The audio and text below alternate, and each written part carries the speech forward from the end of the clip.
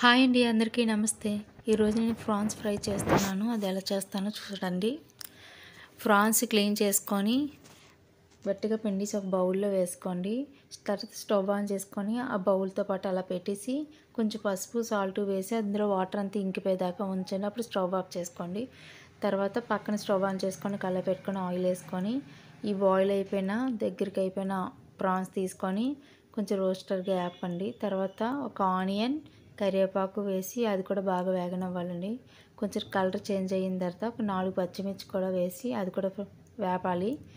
తర్వాత హాఫ్ టమాటా సరిపోతుందండి. అది కూడా వేసిన తర్వాత కొంచెం సాల్టు, తర్వాత అల్లం వెల్లుల్లి పేస్ట్ ఒక స్పూన్ సరిపోద్దండి. తర్వాత ధనియాల పొడి, సాల్టు, కారం, గరం మసాలా, పొడి కారం కూడా ఉంటే ఒక హాఫ్ స్పూన్ వేసుకోండి. బాగా దగ్గర వేగిన తర్వాత కొత్తిమీర వేసుకొని దించేసుకోండి.